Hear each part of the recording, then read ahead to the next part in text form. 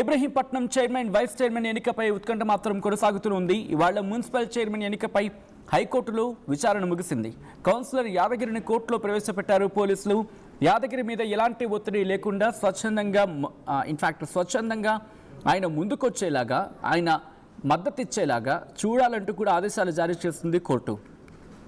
ఎన్నికల బాధ్యత రిటర్నింగ్ అధికారిది అంటూ హైకోర్టు స్పష్టం చేసింది. హైకోర్టు ఆదేశాలపై రిటర్నింగ్ అధికారి అనంతరెడ్డి కూడా రియాక్ట్ అయ్యారు. హైకోర్టు ఆదేశం మేరకు ఎన్నికను నిలిపివేశామంటూ చెప్పుకొచ్చారు అనంతరెడ్డి. ఇక ఎన్నిక మధ్యలో అడ్వకేట్ జనరల్ నుంచి ఫోన్ వచ్చింది అంటూ కూడా చెప్పుకొచ్చారు. తదుపరి ఎన్నిక హైకోర్టు సూచన మేరకు నిర్వహిస్తామంటూ క్లారిటీ ఇచ్చారు అనంతరెడ్డి. దానికి సంబంధించిన బ్రేకింగ్ న్యూస్ చూస్తున్నారు. మరీ ముఖ్యంగా ఒక విధంగా చెప్పాలంటే హై డ్రామాకే తెరలేపిందని చెప్పుకోవాలి.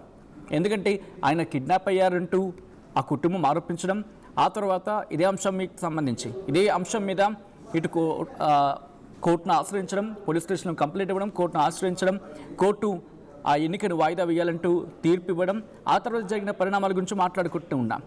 ఇదే ఇబ్రహీంపట్నం చైర్మన్ వైస్ చైర్మన్ ఆ ఎన్నికపై ఉత్కంఠ మాత్రం కొనసాగుతూ ఉంది. ఇక్కడ డీటెయిల్గా మాట్లాడుకోవాలంటే పూర్తిగా ఒకవైపు ఉందని చెప్పుకోవచ్చు మద్దతుకు సంబంధించి మాట్లాడుకునే క్రమంలో. ఎందుకంటే ఇబ్రహీంపట్నం కాంగ్రెస్ ఏకంగా 8 స్థానాలను కైవసం చేసుకుంది.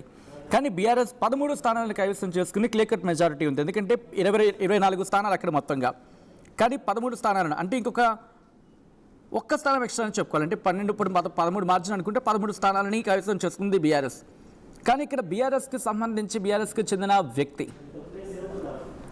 చెందిన వ్యక్తి అపహరణకు గురయ్యారంటూ కూడా వినిపిస్తున్నమాట.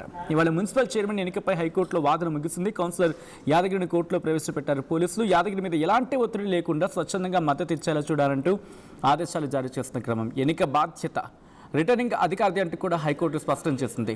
సో ఈ నేపథ్యంలో అక్కడ ఎటువంటి పరిస్థితులు ఉన్నాయి? ఎందుకంటే బీఆర్ఎస్ కౌన్సిలర్ చైర్మన్గా ఎన్నికైనట్లు అక్కడ ఆర్ఓ ప్రకటించిన సందర్భం, కానీ 19వ వార్డు కౌన్సిలర్ యాదగిరిని కిడ్నాప్ చేసిన నేపథ్యంలో హైకోర్టుకు ఈ విషయం వెళ్ళింది. ఆ ఫ్యామిలీ హెబియస్ కార్పస్ పిటిషన్ దాఖలు చేయడం జరిగింది.